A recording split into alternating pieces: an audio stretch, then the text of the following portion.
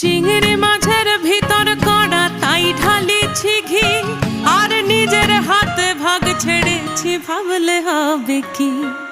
চিংড়ি মাছের ভিতর কড়া তাই ঢালিছি ঘি, আর নিজের হাতে ভাগ ছেড়েছি ভাবলে হবে কি। চালর চুলা লম্বা কোচা খুলি খুলি যায়, দেখি সামের বিবেচনা কার ঘরে সামায়। চালর চুলা